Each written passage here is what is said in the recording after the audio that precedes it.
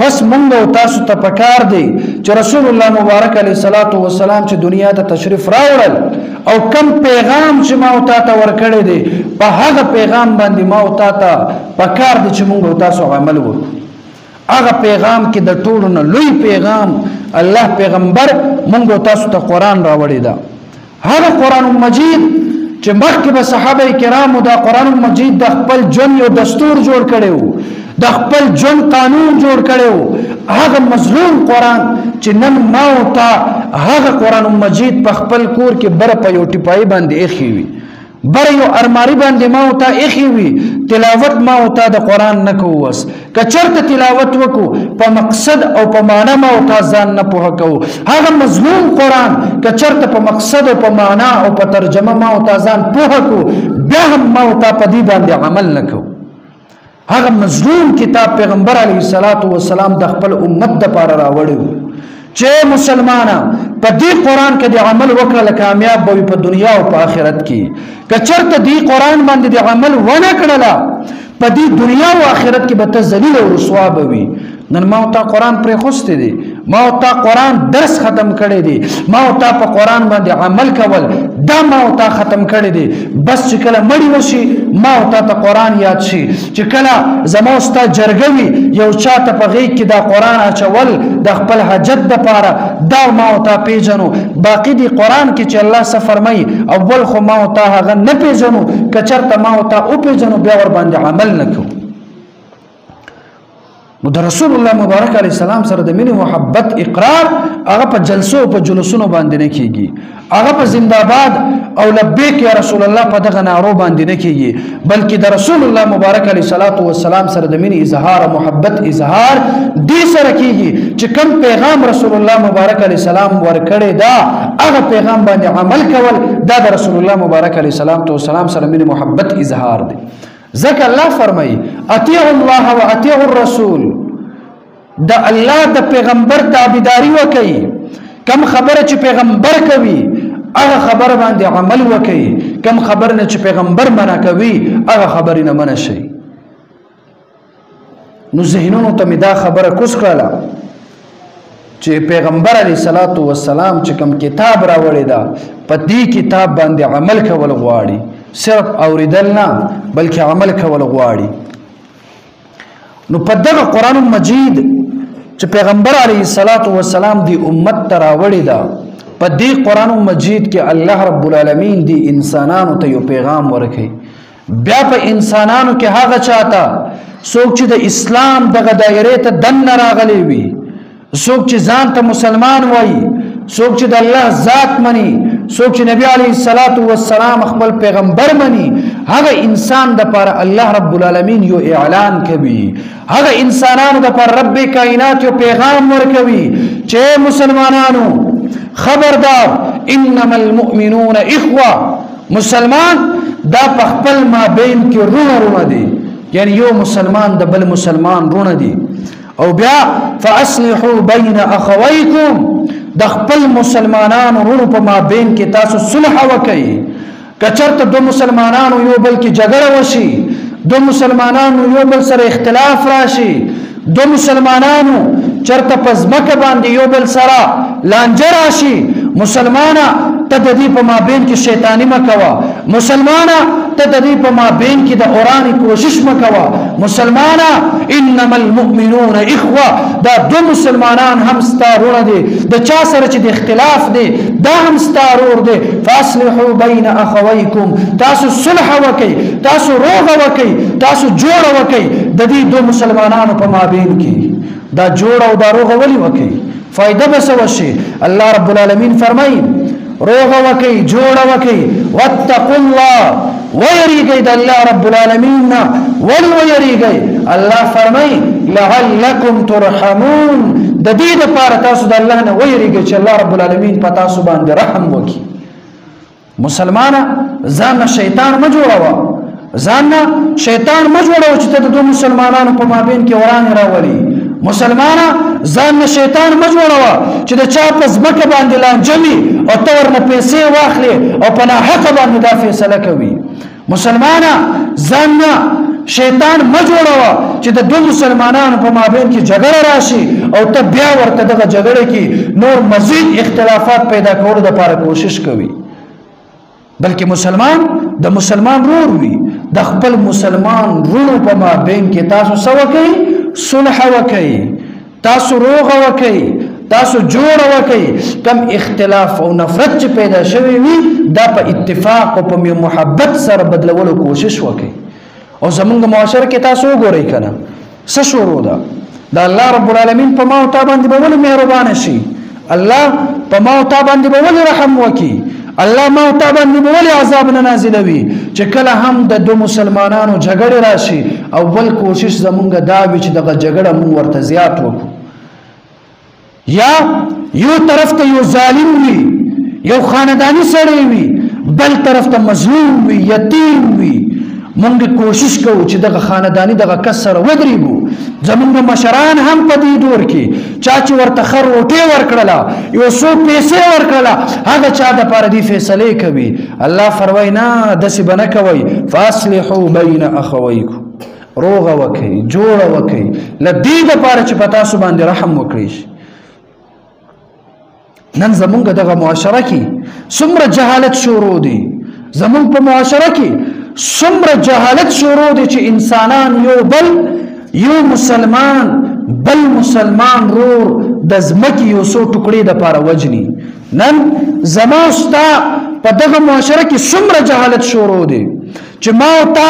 بل مسلمان باندې رحم نه کوو. حالانکه محمد رسول الله صلی الله علیه وسلم فرمایلی و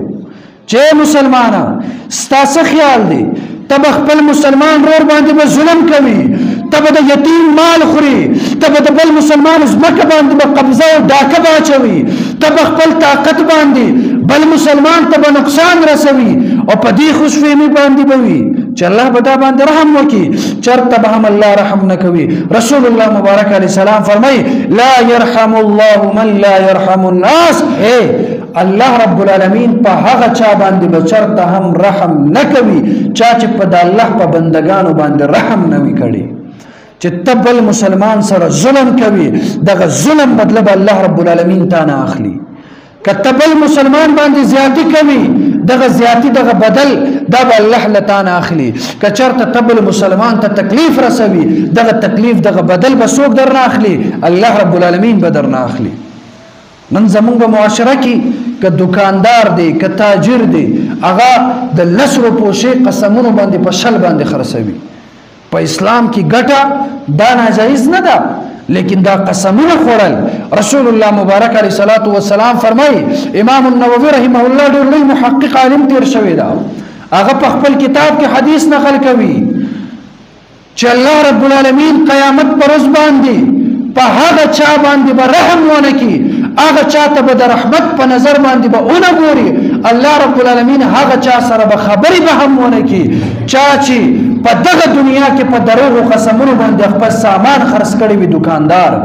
نن ما او تا چې بازار ته لاړ شو دغه دکاندار په قسمونو باندې خپل دغه سوداګانې خرڅوي، نو الله به ناراضه کېږي نه؟ الله به ما او تا نه انتقام نه اخلي؟ نن که ما او تا چېرته هوټل کې روټۍ چی خرڅوو، ما او تا د 50 روپو یو چی پیاله ما او تا په 150 خرڅوو، څه دې خیال دی؟ ما او تا په بل مسلمان باندې رحم کوو؟ نه. نو بیا په ما او تا به الله څنګه رحم وکړي؟ نن په معاشره کې سود دا عام دی، نو الله رب العالمین په ما او تا باندې به رحم وکړي. یو کس به مجبور وي، یو کس به بیمار وي، مور او پلار په بستره د مرګ باندې به پروت وي، بچه به هسپتال کې وي، هغه راشي ما او تا نه پیسې وغواړي، ما او تا ورته په سود باندې پیسې ورکو. یا هغه د لوږې نه مري، یتیم وي، هغه د خوراک دپاره ورسره څه موجود نه وي، هغه راشي ما او تا ته فریاد کوي، ما او تا ورته د 10 روپو شي په 100 روپۍ باندې ورکو. نو څه خیال دی؟ الله به ما او تا باندې به رحم وکړي. اسلام ما او تا ته دا درس ورکوي چې ستا په معاشره کې که چېرته یتیم وي پوښتنه وکړه، که چېرته دی د لوږې نه مړ کېږي روټۍ ورته ورکوه، احسان ورسره وکړه. او ما او تا څنګه چل کوو؟ ما او تا ګورو که چېرته ما او تا ته موقع ملاویږي ما او تا په بل مسلمان باندې ظلم او جبر کوو. نو الله پیغمبر فرمایي لا يرحم الله من لا يرحم الناس. هغه چا باندې به الله رب العالمین چېرته به هم رحم ونه کی چا چې په بل مسلمان باندې رحم نه وی کړي نن ما او تا هر څوک په خپل وس مطابق بل مسلمان باندې ظلم کوو کمور پلار دی په پجی باندې ظلم کوي کمور پلار دی خپل بچو باندې ظلم کوي بچو سره ظلم څه دی د بچی تربیت نه کول بچی لوفری ته پرې خوستل بچینا نشایان جوړول بچینا ډاکوان جوړول دا دغه بچو سره ظلم دی او کچرتا زامن وی مور او پلار سره ظلم کوي مور او پلار غریبانان بوډاګان وي عاجزان وي بیماران وي اغه محتاج وي دغه بچي په خپل دغه جون کې مستی او په موج کې دا جون تیروي د مور او پلار دغه بیمار پرسه هم نه کوي او خصوصا په دې معاشره کې مور او پلار ته چې څومره سپک کتل کېږي مور او پلار سره چې څومره ظلم کېږي یقینا دا په مقدس مکه باندې هیڅ چا سره دا ظلم نه کېږي هغه مور او پلار چې هغه بچپن نه واخله تر جوانی پورې د یو بچی تربیت وکي یو بچی پالنه وکي دا بچی چې کله غټ شي مشر شي دی بیا هغه مور او پلار سره ظلم کوي نو یاد ولرئ دغه بچی باندې به هم چرته الله رب العالمین رحم ونکي نو خلاصه دا چې الله رب العالمین په هغه چا باندې رحم نه کوي چا چې په بل انسان باندې رحم نه وي کړی نن ما او تا غور وکړو چې آیا ما او تا د خپل وس مطابق چرته یو چا باندې ظلم خو نه کوو ما او تا چرته خپل وس مطابق چا سره بد خو نه کوو ما او تا چرته خپل وس مناسب د بل مسلمان حق خو نه خورو او یوازې ظلم مطلب دا نه وي چې ته یو مسلمان قتل کی یوازې د ظلم مطلب دا نه وي چې ته د چا ځمکه ونیسي یوازې د ظلم مطلب دا نه وي چې ته د یو چا مال واخلي بلکې دې ته هم ظلم ویل کېږي چې ستا په دغه علاقه کې ستا په دغه معاشره کې یو ظالم جابر د بل مسلمان دغه ځمکه باندې ډاکا چوي او ته ور باندې خاموشه کېږي دا د ټولو نه لوی ظلم دی د حق आवाज نه اوچتول دا د ټولو نه لوی ظلم دی د دوه انسانانو جګړه وشي تا ته ښه ښکاره پته لګي چې دې کې دا یو ظالم دی او دا یو کمزور دا یو مظلوم دی او ته بیا هم دغه ظالم خلاف आवाज نه اوچتوي دا ستا تر ټولو لوی ظلم دی نن وګورئ زما او ستا مخې ته څومره ظلمونه کېږي ما او تا په دې خوله باندې تاله لګېدلی وي او که چېرته دا تاله زما او ستا د خولې نه لرې کېږي هم د هغه چا په باره کې ما او تا مرسته کوو څوک چې مضبوط وي څوک چې خانداني وي څوک چې پیسهدار وي څوک چې طاقتور وي هغې سره ما او تا مرسته کوو نو الله ما او تا باندې به څه رحم وکړي دا دین اسلام دا صرف د مونځ نوم نه دی دین اسلام صرف د جمعې پر ورځ مسجد ته راتللو نوم نه دی دین اسلام صرف په رمضان المبارک کې د روژې دغه نیولو ته دین اسلام نه ویل کېږي بلکې دین اسلام دې ته هم ویل کېږي بنیادي فریضه د دین اسلام دا ده چې د انسانیت دغه دفاع به کوي د مظلوم مرسته به کوي د ظالم خلاف به ودرېږي دا د دین اسلام بنیادي فریضه ده دا فریضه موږ او تاسو نه هیر ده نن خصوصا زمون په دغه علاقه کې د کالام په دغه ځمکه کې د ټولو لوی ظالمان او جابران دا د کالام دغه واکداران مشران دي تاسو وګورئ یو څو ورځې مخکې د مټلتان په دغه ځمکه باندې صرف د 15 فوټو ځمکه دپاره یو ماما او یو خورۍ بل سره جګړه کوي او یو بل قتلوي دا خبره صرف د یو علاقې سره تعلق ساتي دا خبره د یو علاقې سره تعلق ساتي لیکن دین اسلام کې دا پوره انسانیت سره تعلق ساتي د الله په دربار کې هغه مشران به د الله په دربار کې مجرمان وي څوک چې جرګې کوي هغه چې کله دوه انسانان په ځمکه باندې یو بل قتل کې رسته د روغې صلح کوي رسته په جوړه کې دغه جرګې کوي نو مخکې به دې جرګه کړې وه که نه دغه مظلوم ته به دې حق ورکړی و د ظالم نه به دې ځمکه اخیستی و ستا مشروالی په دې ځای کې درته په کار راغلی و هم د ټولو نه اول هغه مشران به د جهنم کې د جهنم سپي به جوړېږي هغه واکداران به دغه جهنم خشاک جوړېږي څوک چې په حق باندې فیصلې نه کوي څوک چې د مظلوم دغه حق ورته نه ورکوي او بیا دغه ځمکه دغه لانجه باندې دغه ځمکه دغه لانجه باندې انسانان د یو بل وینې تویوي تاسو ته معلومه ده چې د یو مسلمان وینه تویول الله رب العالمین د دې باره کې څه وایي الله رب العالمین فرمایي من قتل نفسا بغیر نفس کچرته یو انسان بے گناه بل انسان قتل کو او فساد فی الارض یا په دغه ځمکه باندې فساد خوره کړله یا په دغه ځمکه باندې بل مسلمان وینه تویه کوي یا فساد جوړوي دغه باره کې الله فرمایي فکأنما قتل الناس جميعا دی یو انسان نه قتلوي بلکې دی د ټولو انسانانو دغه قتلونه وکړله د یو انسان وجل داسې ده چې لکه په مخ د ځمکه باندې ټولو انسانانو قتلونه وشي نن که چېرته په معاشره کې یو انسان قتل کړی شي ستاسو څه خیال دی د الله په نظر کې صرف یو انسان وینه توی شو له ځمکې نه لاړو خبره ختمه نه د الله په نظر کې گویا دا داسې دی چې په مخ د ځمکه باندې د ټولو انسانانو وینه تا توی کړله حضرت ابن عمر رضی الله عنه دا د رسول الله یو صحابي دی دی یو ورځ خانه کعبې ته مخامخ ودرېږي هغه خانه کعبه چې په مخ د ځمکه باندې ټول خلک هغه خانه کعبې طرف ته مخ اړوي منځونه کوي هغه خانه کعبه چې هر غریب مالدار مسلمان په زړه کې دا تمنا لري چې زه لاړ شم د خانه کعبې غیر چاپېره طواف وکړم هغه خانه کعبه چې په مخ د ځمکه باندې هغلته یو لمونځ کول په مخ د ځمکه باندې د هر مسجد نه زیات اجر الله رب العالمین انسان ته ورکوي هغه خانه کعبه چې په 24 غنټو کې یو ورځ هم داسې نه راځي چې هغې غیر چاپېره طواف نه کېږي هغلته د الله صدا نه بلندېږي هغه خانه کعبه چې هغه په مخ د ځمکه باندې د ټولو نه بهترین ځای دی ابن عمر رضی الله عنه هغه خانه کعبې ته مخامخ ودرېږي هغه خانه کعبې ته مخامخ ودرېږي وایي اے خانہ کعبہ رب کعبہ کی قسم تیرا مقام اللہ کی نظر میں بہت اونچا ہے ستا مقام اللہ پر نظر کی ڈیر اچھت دے لیکن اللہ کی قسم ایک مومن مسلمان کا مقام تجھ سے زیادہ اللہ کی نظر میں بلند ہے اے خانہ کعبہ تا ډیر معززی تا ډیر مکرمی تا ډیر زیاد شرف او مقام و مرتبه والا لیکن خانہ کعبہ د الله په نظر کې لتانه زیات مقام د یو مسلمان دی وس هغه مسلمان د ځمکې د ټوکړې د پاره د بل مسلمان وینه تویوي د هغه مسلمان چې هغه مقام او مرتبه خانہ کعبه نه هم اوچت د الله په نظر کې دی نن مسلمان په کم جهالت پتور تیارو کې پراته دي هغه بنی اسرائیل هغه د رسول الله مبارک علی السلام په زمانه کې د مکه مشرکانو دغه لانجه کې به د مسلمانانو نه بلکې د خپل دغه قام قبیله خلکو دغه وینه به تو یو اهله نن هغه جهالت په دې دور کې دی ولې قران نه دی ویلي کل من علیها فان دنیا کې چې سړي دا ټول فنا کېدونکي دي ويبقى وجه ربك ذو الجلال والاکرام صرف اور صرف الله ذات به پاتې کیږي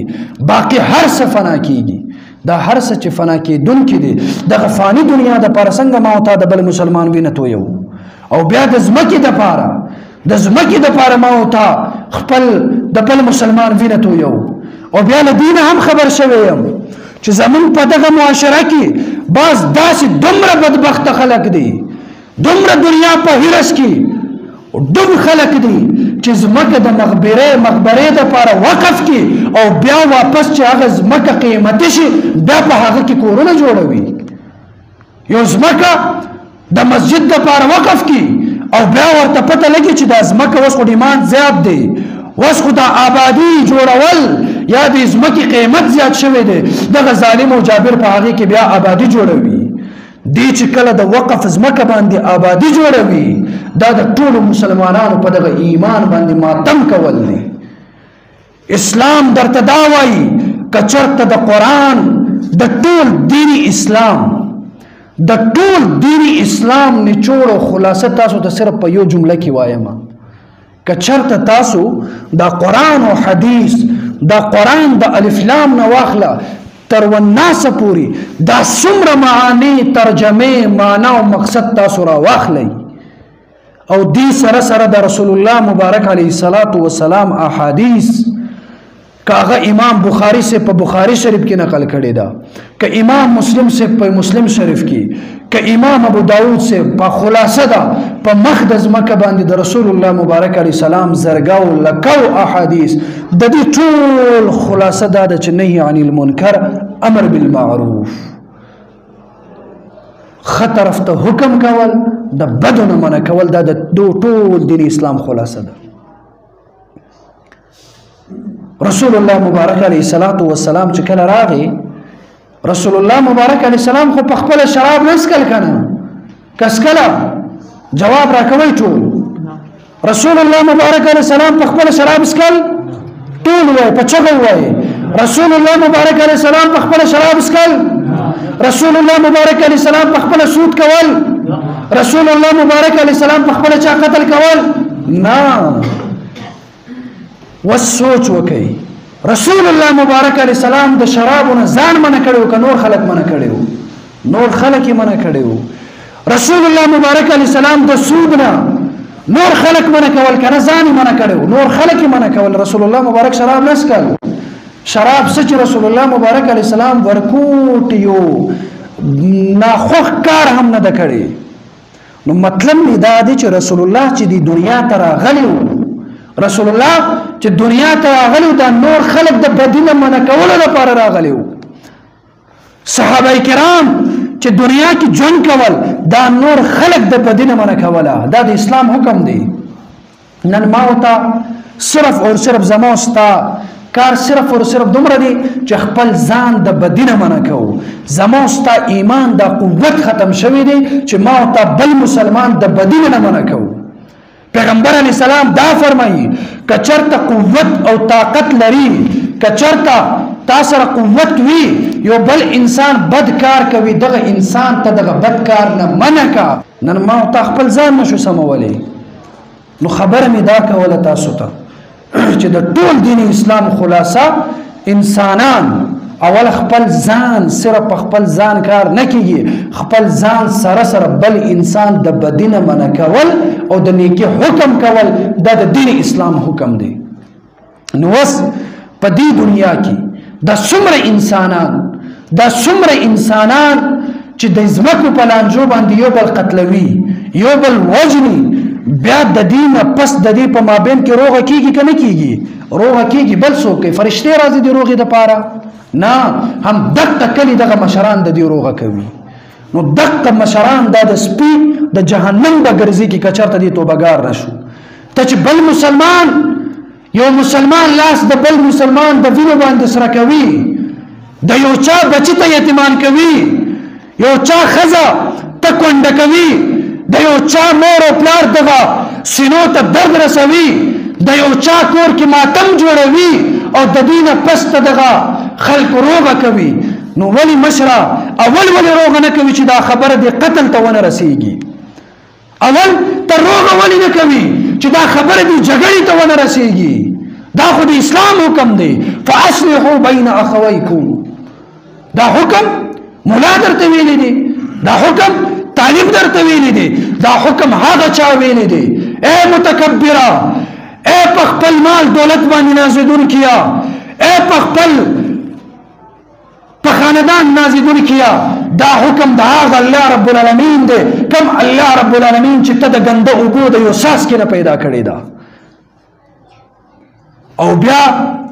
دا د اسلام حکم دی ملګرو هر بچی دی په خپل کور کې خپل پلار سره دا حساب وکي چې پلارا زما په دغه گاوند کې دی دو خلکو یو بل سره ناروغي ده ته سپینګری ستا خبره منل کېږي ته د دې جوړول نه کوي دا مونږ چرته دا سوچ کړی دی اسلام مونږ ته دا وایي دین علاوه وس به وګور چې قرآن مجید چې پیغمبر علیه الصلاۃ والسلام منتکم قرآن را کړی دا په هغه قرآن کې رب ذوالجلال څه فرمایي ابراهیم علیه السلام دا د مسلمانانو نیکه ده رسول الله مبارک علیه السلام هم د ابراهیم علیه السلام د اولاد د نسل نه دي ابراهیم علیه السلام خانه کعبه کله تعمیر وکړه پس لدینا ابراهیم علیه السلام د الله په دربار کې دعا کوي ابراهیم علیه السلام دا نه وایي چې الله ماته مال او دولت راکا ابراهیم علیه السلام دا نه وایي په هغه ټیم چې یا الله مال مضبوط خاندان راکا ابراهیم علیه السلام دا نه وایي چې یا رب العالمین ما ته بادشاہي راکا. ابراهیم علیه السلام دا نه وایي چې یا رب العالمین ما ته د قام مشرتوب راکا. ابراهیم علیه السلام هلته یو عجیبه دعا کوي. ابراهیم علیه السلام فرمایي رب اجعل هذا البلد آمنا، اے رب العالمین میرے اس علاقے کو امن کا گہوارہ بنا. رب العالمین دا خار دا امن جوڑ کے پدی خار کے امن راولی. نن ماو تا دا مال دولت دا پارا کوشش کو، ماو تا دا خپل بچی دا تربیت دا پارا لگ کوشش کو، لیکن ماو تا دا امن دا پارا کوشش نہ کو. پیغمبر چې په چغو چغو دا دعاګانې غواړي رب اجعل هذا البلد آمنا. یا رب العالمین په دې خار کې په دې وطن کې امن راولي. نن ما او تا مشران په دې خار کې که هغه سیاسي حکمرانان دي که هغه زما استاد اولس واکداران دي په دې خار کې د امن په ځای باندې بد امني خوښوي. تاسو وګورئ څومره مسلمانان بے ګناه قتل کیږي، څومره مسلمانانو وینه تویږي. زما استاد خلې نه چرته امن چغه وځي. دا ولی ما او تا د قرآن نه خبره یو، ما او تا صرف دې پسې لګېدلی یو چې نن سبا یو بل مرض تبلیغیانو کې هم خصوصا زموږ په دې علاقه کې هر هغه تبلیغي چې څلور میاشتې ولګوي ګیره پرېږدي تسبیح په لاس کې واخلي چې دې د تبلیغ نه راشي د ټولو اول کار د دې څه وي کو تعالی کشی په لاس کې واخلي د بل مسلمان د غزمکه را کنستل او د بل مسلمان د حدود نه خپل دی حدود تزمکه داخله ول. تاسو وګورئ دیندار طبقه به وي هغه د بل مسلمان په ځمکه باندې به ډاکا چولې وي. دا جهالت زمون په دغه معاشره کې په عروج باندې دی محترمو. دین بیا جنگ جګړې عدالتونه دا کیسې تر مرګونو پورې رسي هغې نه پس زمونږ دغه مشران روغ او صلح کوي.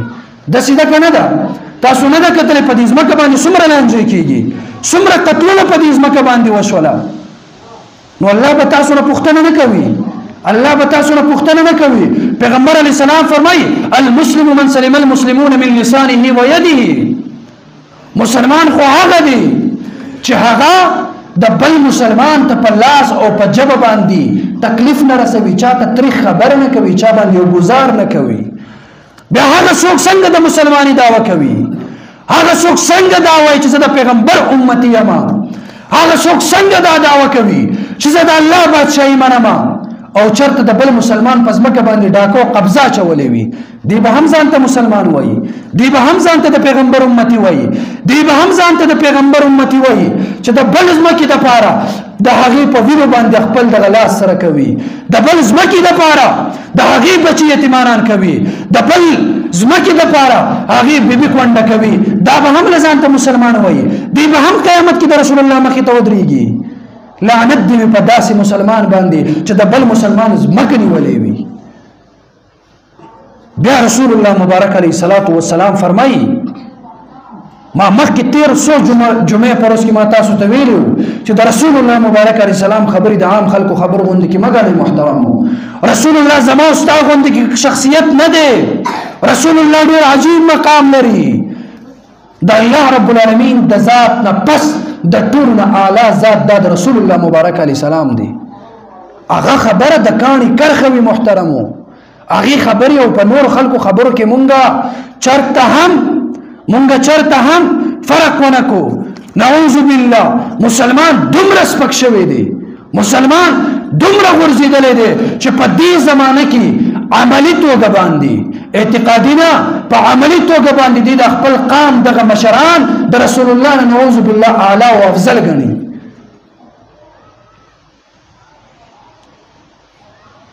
تاسو ټول ما ته جواب راکوئ خو په چغه باندې به جواب راکوئ.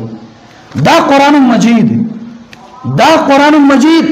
دا په چا باندې نازل شوی دی؟ په محمد رسول الله باندې. الله رب العالمین په دې قرآن کې ما او تا ته دا ویلي دي چې تاسو خپل فیصله د قام مشرانو باندې وکئ که نه په قرآن باندې وکئ. جواب راکوئ، ټول په چغه راکوئ. داسې نه الله څه ویلي دي چې خپل دغه مسلې ټول تاسو حل قام مشرانو باندې وکئ که نه په دې قرآن باندې وکئ. اوس که چرته یو انسان خپل فیصله په قرآن نه کوي او د قام مشرانو باندې کوي او د قام مشر فیصله د قرآن خلاف وي نو تاسو د قرآن خبره ومنل کنه د قام مشر خبره ومنله نو اصل کې خبره دا د محترم الله فرمایي چې تاسو فیصله په قرآن باندې وکړي نو ما ولې ته ما او تا په دې قرآن باندې فیصله نه کوو نن چې څومره خلک د مسجد کې ناسي څومره خلک د سوشل میډیا په توګه باندې زما आवाज اوري تاسو ټول ته یو مطالبه ده چې خپل فیصله په قرآن باندې حل کړئ نه بس تاسو معاشره کې قتل کیږي نه بس تاسو په معاشره کې چرته بدامني راځي نه بس تاسو په معاشره کې چرته اختلافات پیدا کیږي دا ټول اختلافات ذکر راځي دا قتل ته خبره ذکر راسي ما ته قرآن ته مخړولې دي ما ته د قرآن ته مخړولې دي په قرآن باندې ما ته عمل نکوه اخرنی حدیث د محبوب علیه الصلاۃ والسلام د هغه ظالمانو جابرانو د پاره چې د بل مسلمان حق نیولې وي چې د بل مسلمان یو لش مکه نیولې وي چې د بل مسلمان پس مکه باندې ډاکه اچولې وي چې په وقف مکه باندې ډاکه اچولې وي چې د یتیم د کمزور د مظلوم مکه نیولې وي هغه چا بارک رسول الله مبارک علیه السلام فرمایي من اخذ شبرا من الارض ظلما کچرته چې یو انسان یو لش ازمکا پر ظلم باندې ونیولا اے ظالم جابر خبردار محبوب علیہ السلام پیغام درکوي فانه يطوقه يوم القيامه من 7 ارضين د قیامت پر ورځ باندې دغه یو لش ازمکا په بدل باندې وزمکه بستا دغه غاړي ته چولې کیږي محترمو نن ما او تا د بل مسلمان د بل مظلوم حق خورو ستا څه خیال دی ما تا به جنت ته لاړ شو ما تا د بل مسلمان حق وخورو دا منځونه به ما تا بچ کې محمد رسول الله امام الانبیاء محمد رسول الله جنازه ته حاضرېږي یو صحابي وفات دی محمد رسول الله تپوس کوي په دې خو چا حق نشته د چا قرض خو نشته د چا حق خو نه ده خوړلې صحابه وی یا رسول الله د چا حق ور باندې نشته د چا ځمکه نه دی نیولې د چا قرضدار نه دی په چا ظلم باندې د چا حق نه دی نیولې رسول الله مبارک علیه السلام ور باندې جنازه مس پڑھاوي بل ځل رسول الله مبارک علیه السلام یو جنازه ته حاضرېږي تپوس کوي آیا په دې کس باندې خو د چا حق نشته آیا دا خو د چا قرضدار نه دی آیا په دې باندې خو د چا حق نشته یو صحابي आवाज وکړو چې یا رسول الله مبارک علیه الصلاۃ والسلام په دې باندې زما حق دی زما ور باندې قرض ده رسول الله مبارک امام الانبیاء د هغه جنازې نه ورسته کیږي چې زه د هغه چا جنازه نه ادا کوم د بل چا په چا باندې چې د انسان حق وي محترمو ما او تا منځونه کوو روجې نیسو چې ودرېږو قرآن آیتونه وایو لیکن د بل مسلمان ځمکه مو نیولې وي د بل مسلمان حق مو خوړولی وي د الله په ذات قسم که چېرته سل کرته حج وکړي مرګ د خانه کعبه کې راشي د جمعې په ورځ باندې هم مړ شي د الله په ذات قسم که چېرته د مظلوم حق دې خوړلی وي د یتیم حق دې خوړلی وي د الله په ذات قسم جنت دغه بوی به هم ونه ویني محترمو اصل شیز د بل مسلمان حق نه خوړل دا ما او تا جنت ته رسولی شو که چېرته زما او ستا منځونو کې لږ کمي او کوتاهي راشي زما او ستا نفلونو کې چېرته لږ کمي او کوتاهي راشي امکان شته چې الله ما او تا ته بخشش به وکړي لیکن که چېرته ما او تا د قام قبیلې د غیرت له وجې د خلکو د پیغور له وجې ما او تا د بل مسلمان ځمکه نیولې وي د الله په ذات قسم چېرته به هم جنت ته نشو تللی محترم دغه یو پیغام نننې دغه درس دغه یو پیغام نننې دغه جمعې د خطبې نه مونږ واخلو ماشومان نوجوانان هغه مشر مشري مه منئ کوم مشر چې د پیغمبر علیه الصلاۃ والسلام باندې نازل شوی قرآن دغه حکم نه مني نن نه پس په خپل معاشره کې که د مسجد مسله وي که د مقبرې مسله وي که چېرته د جګړې مسله وي که چېرته د ځمکې مسله وي که چېرته د روغې مسله وي دا ټول به مونږ په څه باندې به حل کوو په قرآن باندې به حل کوو ټول مسلې به حل کېږي که څوک د قرآن منلو ته تیار نه وي که مشر په قرآن باندې فیصلې ته تیار نه وي که مشر د پیغمبر علیه السلام مشرتوب نه مني مونږ د هغه مشرتوب چېرته به هم نه منو انشاءالله داسې به کوو که نه انشاءالله کوو به که نه انشاءالله نن نفس زمونږ مشر به هغه څوک وي څوک چې په ټول فیصله په قرآن باندې کوي زمونږ مشر به هغه څوک وي څوک چې ټول فیصله د دین اسلام د احکاماتو مطابق کوي الله رب العالمین دی اول ماته او ما نه لوستو الله رب العالمین دی لتاسو ټول ته د عمل کولو توفیق راکړي اللهم صل على روح محمد في الارواح اللهم صل على جسد محمد في الاجساد اللهم صل على قبر محمد في القبور واخر دعوانا ان الحمد لله رب العالمين